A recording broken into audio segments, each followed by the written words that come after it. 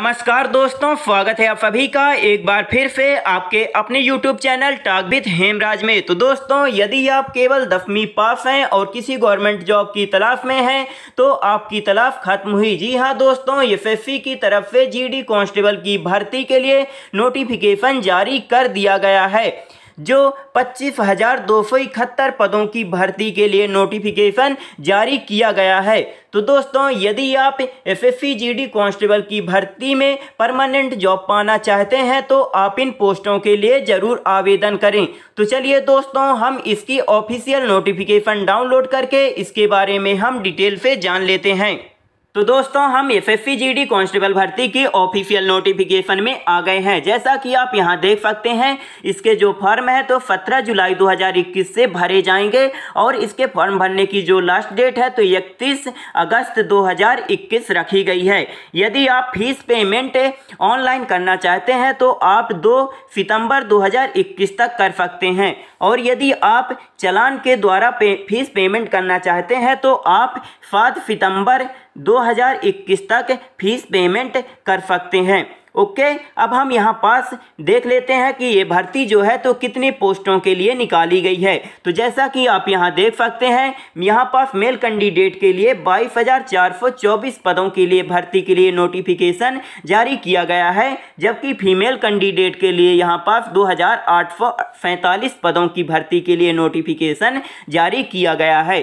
कुल मिलाकर यहाँ 25,271 पदों की भर्ती के लिए ये नोटिफिकेशन जारी किया गया है, जिसमें से बीएसएफ के लिए 7,545 पोस्ट हैं, सीआईएसएफ की यहाँ पास 8,464 पोस्ट हैं और एसएसबी के लिए 3,806 पोस्ट हैं, आईटीबीपी के लिए 1,431 पोस्ट हैं, एआर के लिए 3,785 पोस्ट हैं और एसएसएफ के लिए 240 पोस्ट हैं। कुल मिलाकर यहाँ 25,271 पदों की भर्ती के लिए नोटिफिकेशन जारी किया गया है। ओके, अब हम यहाँ पास एज लिमिट की बात कर लेते हैं। तो यदि आपकी उम्र 18 से 23 साल के बीच है तो आप इन पोस्टों के लिए आवेदन कर सकते हैं, लेकिन यदि आपका जन्म 2/8/1998 के पहले हुआ है तो आप इन पोस्टों के लिए आवेदन नहीं कर सकते हैं और यदि आपका जन्म 1/8/2003 के बाद हुआ है तो पर में भी आप इन पोस्टों के लिए आवेदन नहीं कर सकते हैं। इसलिए यदि आपका जन्म 2/8/1998 से लेकर 1/8/2003 के बीच हुआ है तो आप इन पोस्टों के लिए आवेदन कर सकते हैं। अब हम यहाँ पास एज रिलैक्सेशन की बात कर लें तो यदि आप SC ST कैंडिडेट हैं तो आपको 5 साल की एज में छूट दी जाएगी और यदि आप OBC कैंडिडेट हैं तो आपको 3 साल की एज में छूट दी जाएगी। यदि आप एक्स सर्विसमैन हैं तो आपको यहाँ पास 3 साल की एज में छूट दी जा रही है। ओके, अब हम यहाँ पास एजुकेशन क्वालिफिकेशन की बात कर लें तो यदि आप केवल 10वीं पास हैं तो आप इन पोस्टों के लिए आवेदन कर सकते हैं। अब हम एप्लीकेशन फीस की बात कर लेते हैं।